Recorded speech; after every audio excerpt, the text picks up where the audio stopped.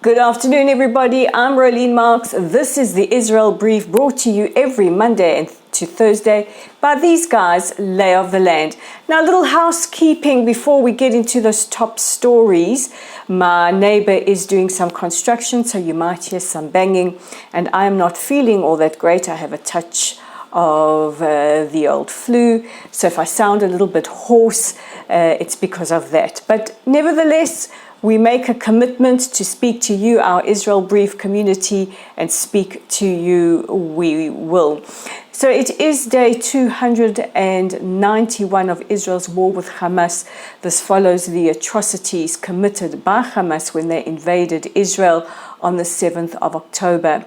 There are still 121 hostages being held captive in the Gaza Strip. Yesterday, we brought you the absolutely devastating news that two more, Yagev Buchstav and Alec Danzig, had been killed in captivity. And I don't think we have the words to bring enough comfort to their families, other than they are in our thoughts and our prayers. So let's take a look at those top stories, and we begin with news that the Palestinian factions Fatah and Hamas are believed to have signed the Beijing Declaration. Now, what is this, you may ask? Well, the Chinese media are reporting that Fatah and Hamas, the predominant Palestinian factions, along with other factions, have signed an agreement of unity ending 17 years of division. Now, Hamas and Fatah have been fighting, there has been internecine fighting for all of these years as each struggle for control of the Palestinians. An analyst writing for the Jerusalem Post believes that the only reason that this has happened is because Hamas needs to be extended a lifeline. It is believed they discussed in their agreement how best to govern the Gaza Strip following the end of a war with Israel. However, Axios, an American publication, is reporting that American, Israeli, and officials from the United Arab Emirates met in Abu Dhabi to discuss a possible plan for the day after in Gaza, which could possibly include a peacekeeping force from the UAE. This is the first time that we have actual buy-in from an Arab country into the proposal being put forward by President Biden. There has been a lot of criticism leveled at Prime Minister Netanyahu for not having a plan in place for the day after. Israel, many want to believe, has learned from the disengagement in 2005 that was done unilaterally and many believe created the vacuum for Hamas to come in and eliminate their political opposition from Fatah. Meanwhile, Israel's Foreign Minister Israel Katz on Twitter tweeted, or on X, I keep calling it Twitter. Look, to me, it's always going to be Twitter. Tweeted out on X, he says, he slammed Mahmoud Abbas, the Palestinian Authority president, saying that he embraces terrorists and rapists, and absolutely lambasted that, saying this is not productive towards any kind of peace. Prime Minister Netanyahu landed in Washington. The Prime Minister was aboard the Wings of Zion plane. This is the plane that will escort the Prime Minister and the President on trips around the world. He was also joined by several members of families of hostages, as well as former hostage Noa Argamani and her father, and pictures were shared of the minyan. This is a quorum of 10 men that is needed to hold a prayer service so that he could say Kaddish, the prayer for the dead, for his late wife. The Prime Minister is slated to meet with President Biden on Thursday following his congressional speech. And no word yet if he will meet with Republican nominee, former President Trump, but the Republican nominee has not said no to meeting. So it's a bit unclear if and when he will meet with former President Trump. He is expected to meet with likely Democratic nominee, Vice President Kamala Harris.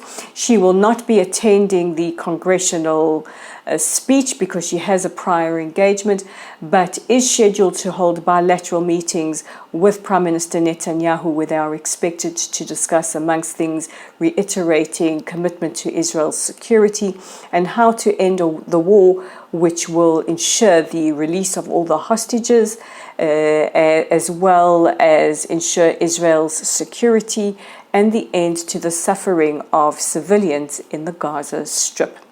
The Prime Minister is also expected to shore up support for the proposal that would see a ceasefire put in place and secure the release of the hostages. The IDF said earlier today that more than 50 sites in Khan Yunis had been hit by Israeli airstrikes. This is due to increased terror activity coming from the Gazan city. Yesterday, the IDF asked civilians in the nearby humanitarian area of Al-Mawasi to move to another part of the zone in order to keep them away from the active combat area. Yesterday, a rocket was also fired from the Maghazi area towards Israeli sovereign territory by terror factions in the Gaza Strip, and the rocket fell short, hitting a school in Nuseirat. And this just goes to show that Hamas have absolutely no compunction from firing from within their civilian infrastructure towards Israeli civilian infrastructures, and therefore ensuring that their civilians are also in the line of fire. And finally, Yemen's Houthis, who are backed by Iran, have announced that they will start moving to what they call Phase 5 and striking Israeli targets that have not been targeted before. They have warned that Israeli gas fields and other targets will be targeted by their long-range weapons, which they say are unable to be intercepted. So if people don't realize, we are not just fighting Hezbollah in the north and Hamas in the south, we are also fighting on multiple fronts, including in the international courts, Houthi rebels and opportunistic terror groups in Syria and Iraq as well. In fact, Israel is fighting on about 7 different fronts. And now it is time for your favorite part of the day, which is the audience question. And today's question comes from Ingrid Hall in response to an article up on our website and up on our Facebook page about McDonald's Israel and their support for soldiers and hostages, saying, why is it okay to support companies that back terror, but unacceptable to support companies that support the hostages? Well, this is a great question. We have seen I will call them the pro-Hamas factions, because if you are pro-Palestinian, you want to see an end to Hamas. The pro-Hamas factions targeting companies like Starbucks, McDonald's, and various others who they say are supportive of Israel. And when we're talking about hostages, this is a humanitarian issue. If you have a problem with companies supporting hostages, you might want to check your moral compass. So I say to everyone, to all our viewers out there, go out there, support companies like McDonald's, like Starbucks, like many others who are standing by Israel and calling for the release of the hostages. And when some call for boycotts, we're going to call for boycotts. So where you can buy Israeli products, buy from companies that support Israel, and send a message out to the woke and their tiny little echo chamber that is very vocal, that when you boycott, we boycott. And just a reminder that you can check out our original content on our website at www.layoftheland.online. We are on Facebook at Lottel Site. Thank you to everybody who is showing their support for Team Israel at the Olympics. I have removed some of the offensive and abusive content that has been posted up there. If you like our content on YouTube, we are right here at the Israel Brief. Please hit that red subscribe button, and we are on X at Lay of the Land 5. Guys, take care of yourselves, take care of each other. I'm going to take care of myself. If you want to send me some chicken soup, it will be greatly appreciated.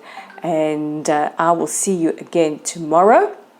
If there is no Israel brief tomorrow, it's probably because I'm voiceless. But I will always make sure wherever I can to meet my commitment to you. Take care. Bye for now.